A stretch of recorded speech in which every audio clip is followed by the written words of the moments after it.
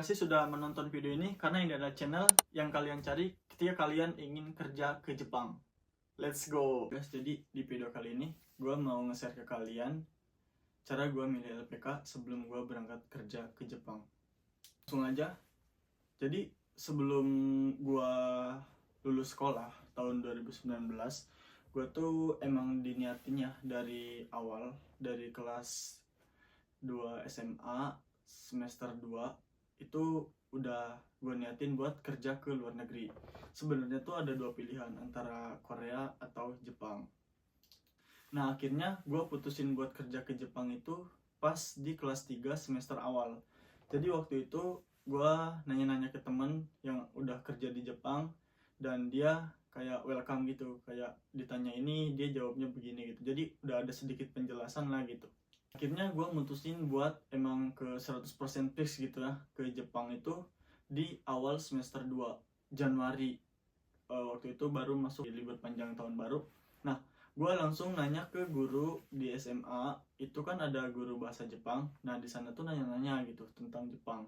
Kebetulan dia juga pernah punya temen katanya Ryugakusei di Jepang gitu. Gue tanya-tanya lah sedikit banyaknya tentang Jepang, dari mulai bahasanya, budayanya, terus tentang pekerjaan di Jepangnya gitu. Kebetulan waktu angkatan gue itu di SMA ya, di SMA itu nggak ada pelajaran bahasa Jepang gitu. Angkatan gue tuh nggak ada kebetulan. Nah di kakak kelas itu ada, di adik kelas juga ada, jadi cuma angkatan gue doang tuh yang nggak ada. Waktu itu gue langsung nanya-nanya ya ke dia, ke guru bahasa Jepang yang ada di sekolah itu, karena waktu itu ada dua. Nah gue lebih ke serg yang ke satunya gitu kan. Jadi gue tanya-tanya ke dia perihal di Jepangan gitu, dan alhamdulillah dia juga welcome gitu. Jadi waktu itu gue pernah belajar sama dia tuh sekitar 2 bulan ya, dari bulan 3 sampai bulan 4 itu belajar sama dia gitu, les privat. Di antara itu kan udah lagi sibuk-sibuknya ya zaman SMA kelas 3, itu tuh lagi sibuk-sibuknya buat tryout, ujian bimbel, tryout, ujian bimbel gitu. Nah gue malah belajar bahasa Jepang. Jadi waktu itu juga tuh kepotong sama lebaran kali ya, bulan puasa tuh, bulan puasa. Tapi si guru itu tuh tetap tetap apa ya, tetap mau gitu ngajarin gua di sela-sela kesibukannya jadi ibu rumah tangga, tapi dia tuh tetap kekeh gitu, mau gitu ngajarin gua. Nah di sana tuh di sela-sela belajar gitu ya, kita juga saling sharing gitu. Dia sharing tentang belajar bahasa Jepangnya gitu, apa pengalaman dia selama menempuh apa sastra Jepangnya dulu gitu pas zaman kuliah gitu. Nah sedikit banyaknya tuh dia ceritain ke gue gitu. Tapi gue tuh di sana tuh ada yang ngerasa kurang banyak gitu, kurang kurang banget gitu, kurang apa ya, kurang begitu paham tentang bahasa Jepang, apalagi tentang Jepang itu sendiri gitu kan. Nah di sana tuh gue kayak apa ya, emang bener-bener nol tuh bener-bener nol aja gitu. Jadi ya minimal kan kita tahu negara tujuan nih harus ada sedikit banyaknya tuh ngerti lah gitu tentang kehidupan di sananya kayak gimana gitu, terus cara ambil pekerjaannya itu kayak gimana gitu, prosesnya kayak gimana gitu. Nah di sana tuh gue nggak terlalu dijelasin tentang proses ke Jepangnya karena dia juga nggak berpengalaman di bidang itu mungkinnya. Jadi dia cuma fokusnya buat ngajar aja gitu dan sharing sedikit tentang pengalaman temennya itu gitu, diceritain ke gue. Nah, di sana gue udah berjalan nih 2 bulan sama belajar sama dia. Waktu itu udah kebetulan udah hampir pelulusan gitu ya. Jadi gue mutusin buat stop dulu belajarnya karena gue juga lagi fokus ke pelulusan gitu kan. Nah nggak lama dari pelulusan itu gue nanya-nanya gitu ke teman gue yang udah ada di Jepang itu. Jadi waktu itu dia emang udah di Jepang udah 2 tahun 3 tahun jalan gitu kan. Gue nanya tentang LPK. Jadi teman-teman yang di sini yang nggak ngerti LPK itu adalah, LPK tuh lembaga pelatihan kerja. Mungkin ada beberapa ya LPK yang tentang ke Jepang, ke Korea dan lain sebagainya, ke negara tujuannya. Jadi gua ambil LPK yang ke Jepang gitu. LPK Jepang ini juga tuh banyak banget di Indonesia saat ini ya, apalagi di daerah Jawa Tengah, Jawa Barat, apalagi udah banyak pokoknya. Jadi gue juga sebelum lulus itu tuh, sebelum lulus itu ya, pertama gue nanya ke teman gue yang ada di Jepang, itu tuh orang tua gue juga apa ya, masih nyari-nyari gitu di daerah Mayu Barat, supaya pulangnya tuh tetap ke rumah gitu, enggak nginep gitu, enggak lama-lama di sekolahan, jadi bisa pulang pergi gitu kan. Nah, sayangnya itu waktu itu di daerah Indramayu Barat itu orang tua gue tuh nggak nemu LPK yang cocok buat gue gitu. Karena waktu itu LPK di Indramayu Barat itu apa ya, minta biaya awal, biaya pendaftaran itu sekitar 15 sampai 20 juta. Dan sedangkan lu di sana tuh, kata si orangnya gitu kan, belum tentu jaminan buat berangkat. Bayangin loh, lu udah ngeluarin uang 20 juta tapi apa, nggak dijamin buat berangkat gitu katanya. Di situ tuh nggak cuma 1-2 LPK doang, orang tua gue nanya ke 3 LPK dan jawabannya semua sama. Jadi mereka tuh butuh uang biaya awal itu 10 sampai 20 juta lah. Nah di sana orang tua gue tuh kayaknya nggak cocok gitu di Indramayu Barat gitu kan. Akhirnya gue nanya ke teman gue yang udah ada di Jepang lagi gitu. Kebetulan eh, teman gue tuh dulu di LPK ini gitu.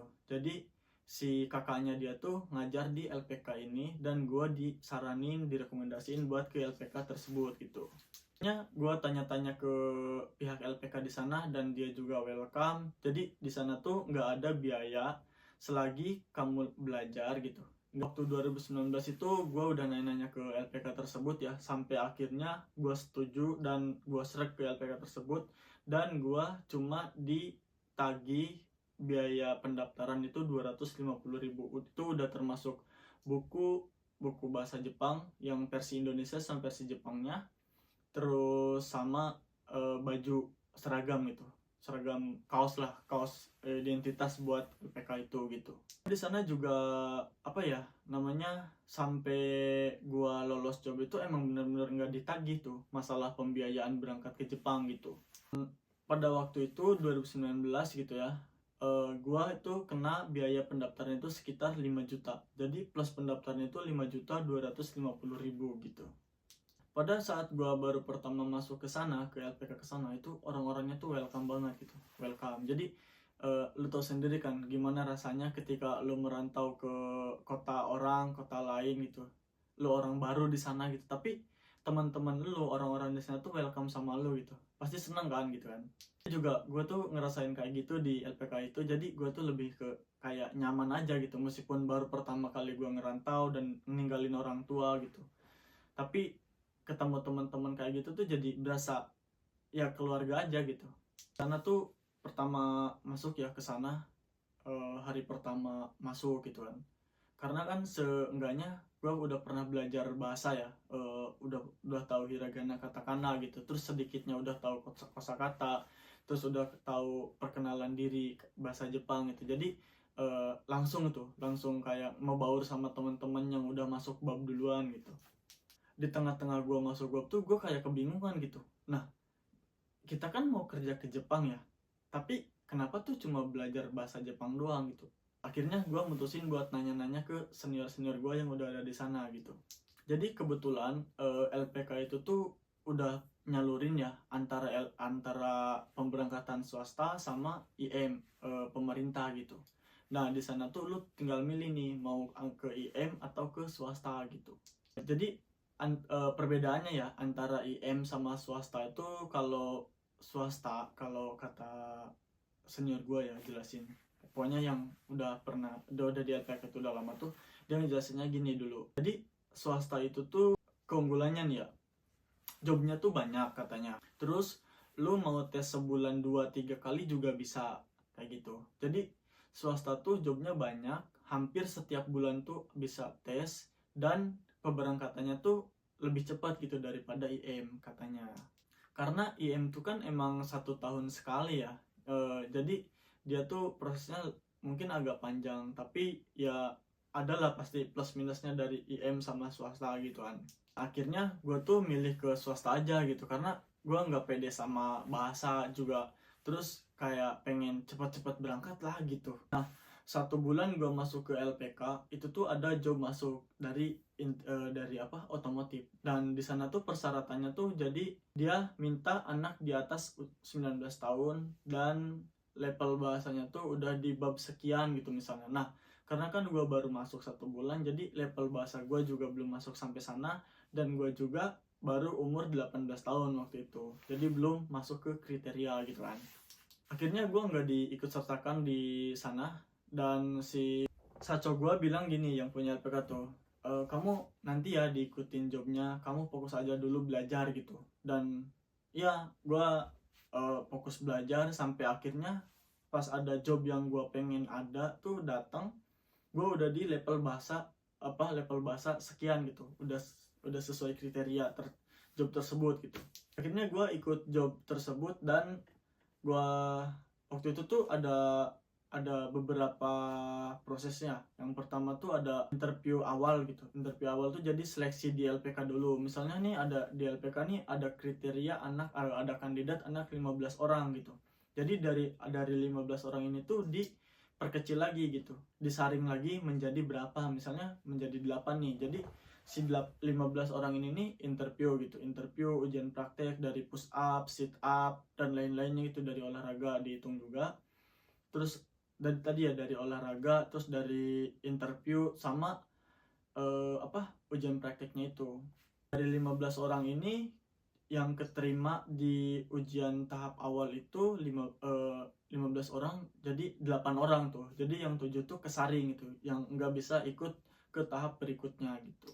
Karena kan gue posisi pertama waktu itu tuh baru pertama kali, dan emang nggak ngerti sama sekali tentang interview kayak gitu kan. Nah, sana tuh gue lebih ke pasrah aja sih, pasrah gitu, kayak ya udahlah, coba-coba dulu aja gitu sebagai pengalaman gitu kan. Akhirnya gue termasuk 8 orang itu yang ikut ke tahap berikutnya, dan gue harus berangkat ke Bandung buat ujian tahap kedua gitu. Gue berangkat ke Bandung itu sekitar jam 6 sore ya, nyampe sana tuh sekitar subuh-subuhan gitu. Pas di hari itu tuh langsung ke interview gitu. Jadi udah salin ke hotelnya, udah salin, beres-beres, mandi dan segala macem. Gue langsung sama teman-teman 8 orang itu, sama si Saco, sama yang punya LPK tuh langsung ke tempat interview gitu. Di sana itu jadi langsung ketemu sama user Jepangnya langsung gitu. Jadi yang interview kita tuh udah langsung orang Jepang, sama penerjemah dan perwakilan. Salah satu SO-nya itu ada perwakilannya gitu di sana. 2 orang penerjemah, sama user Jepangnya tuh 3 orang waktu itu. Nah, gue tuh di sana tuh karena pertama kali banget ya, pertama kali banget. Jadi pertama kali gue ikut interview, apalagi langsung sama orang Jepangnya gitu. Dan di sana tuh gue nggak molok-molok gitu, nggak berpikiran gue harus keterima nih sekali gitu, nggak. Jadi gue tuh ambil sisi positifnya, gue mau di sini tuh sebagai pengalaman gitu. Kalaupun gagal, tapi kalaupun berhasil ya alhamdulillah, tapi kalaupun gagal gue bakal ambil sebagai sisi pengalaman gue gitu. Nah, di sana tuh dari kandidat, gue nggak tahu ya kandidat pastinya ada berapa, pokoknya mungkin ada di atas 300 orang. Di sana tuh disaring langsung sampai ke angka 55 orang gitu, karena di sana buat 2 angkatan. Akhirnya dari pagi itu ya, dari jam 9 sampai sore hari, mungkin sampai jam setelah maghrib ya, jam setengah 7 malaman kayaknya, itu gue baru dapat hasil dari Saco, diumumin gitu. Dan yang keterima di LPK gue tuh cuma 2 orang, dari kandidat 8 keterima 2. Gue termasuk yang gak keterima gitu. Nah kan dari udah sesuai rencana gue gitu ya, jadi gue nggak bakal berekspektasi tinggi buat langsung lolos di job tersebut gitu. Di pertama kali, di first time gue ikut interview gitu tuh nggak. Jadi gue di sana ambil sisi positifnya, gue coba lagi di kemudian hari gitu, di next time-nya gitu. Setelah gue interview dan udah tahu hasilnya, di malamnya, di hari itu juga, gue sama temen gue berenam, sama supir dan sama Saco gue tuh pulang lagi ke LPK. Di sana gue dikasih dispen 2 hari buat nggak belajar gitu. Jadi gue diistirahatin, nggak belajar juga nggak apa-apa, belajar juga sok gitu katanya. Jadi gue ambil sisi dispen itu tuh gue buat introspeksi diri gitu. Apa sih yang salah dari kejadian interview gue kemarin gitu. Dan setelah gue cari-cari, ternyata gue nemu nih apa penyebab gue gagal kemarin gitu. Pertama tuh ya, lu tau lah ya, lu bisa bayangin nih, pertama kali gitu lu ketemu sama orang ya, orang tinggi gitu, misalnya orang yang udah berkedudukan tinggi, orang Jepang gitu kan. Dan pasti gugup-gugup mah adalah gitu ya. Dan di sana tuh ya tau lah, pasti suara juga terbahak-bahak, mungkin gak terlalu jelas gitu kan keluarnya. Terus eh, tadi tuh gugup, terus suaranya kayak gitu gitu. Terus dari apa ya, penampilan lu juga mungkin kurang, terus dari cara lu ngomongnya juga mungkin kurang gitu. Jadi user Jepangnya juga nggak nilai lu layak gitu di perusahaan gua, jadi nggak dinilai dari situnya mungkin, makanya nggak diterima gitu. Jadi gua udah nemu itu, dan di kemudian hari gua nggak bakal ngelakuin kesalahan itu lagi gitu. Selama 2 hari gua introspeksi diri dan gua pelajarin lagi tentang interview dengan user Jepang. Akhirnya gua udah nemu solusinya tadi, dan gua lanjut belajar lagi, ngelanjutin bab, dan gua ngembangin lagi gitu, mendalami lagi bahasa gua yang kurang gitu. Sampai akhirnya 3 bulan kemudian itu ada job masuk di perusahaan yang sama, dan gua termasuk ke kandidat yang diberangkatkan dari LPK gua, karena di di interview yang kemarin tuh gagal. Jadi semua anak yang gagal di interview kemarin itu udah termasuk ke diajak ke interview berikutnya gitu. Dari 6 anak ini yang ikut interview lagi itu cuma 5 ditambah 4 orang. Jadi yang ikut interview di job yang sekarang itu ada 9 anak. Dari 9 anak ini langsung disingkat aja ya. Dari 9 anak ini nih keterima 4 anak gitu, termasuk gua. Karena setelah gua introspeksi dan gua pelajarin, gua aplikasi ini di interview yang kedua ini, dan alhamdulillah akhirnya gua bisa lolos di job ini gitu.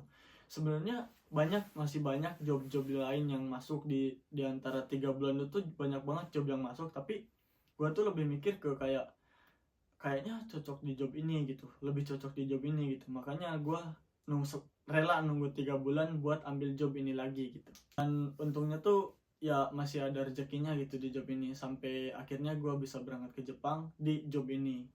Lanjut, setelah gue lolos interview ini, gue tetap balik lagi ke LPK sampai gue bener-bener bisa ngobrol, bisa ngomong pakai bahasa Jepang gitu. Seenggaknya lu tuh minimal nih bisa lah gitu, orang Jepang ngobrol lu bisa langsung balas gitu.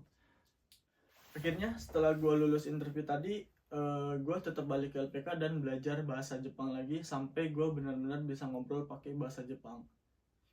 Tapi bedanya jadi waktu zaman gue ya di LPK itu tuh, jadi buat anak-anak yang udah lulus job itu tuh di kelasnya dipisah gitu.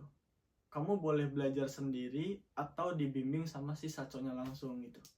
Karena gue lebih suka gitu kan diajar sama si saconya langsung, karena dia tuh ngajarnya tuh lebih ke, jadi ya udahlah sok gitu, seenaknya kamu belajar, coba aja kayak gimana gitu metodenya gitu.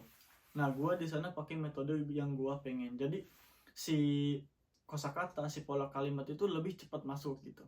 Nggak lama dari situ, sekitar tahun 2019 ya, itu tuh kan harusnya di jadwal ya, 4 bulan setelah gue interview itu gue harus ke pelatihan ke Bandung kan. Karena gue waktu itu ke Bandung, maka gue harus pelatihan ke Bandung. Nah karena kebetulan waktu 2020 bulan April itu ada corona masuk ke Indonesia, maka pelatihan itu pun ditunda gitu. Dan akhirnya gue lebih mutusin buat pulang ke rumah, mempelajari bahasa Jepang yang lebih dalam lagi gitu. 1 bulan dari rumah gue balik lagi ke LPK dan belajar di sana lagi gitu, sampai akhirnya gue bisa lulus ujian JLPT N4. Jadi sebelum gue berangkat, gue udah udah ditargetin gitu, harus bisa bahasa Jepang gitu, harus bisa ngobrol pakai bahasa Jepang. Dan gue ambil ujian sertifikat JLPT N4 itu di Bandung. Jadi setelah itu udah beres semua, gue bakal ngebahas ke masalah biaya di LPK sampai berangkat ke Jepang.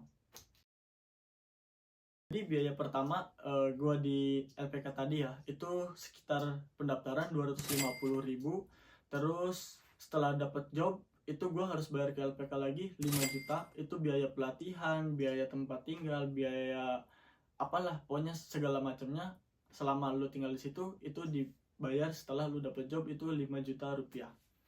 Dan yang kedua itu biaya medical check up. Medical check up pertama itu sekitar 350.000.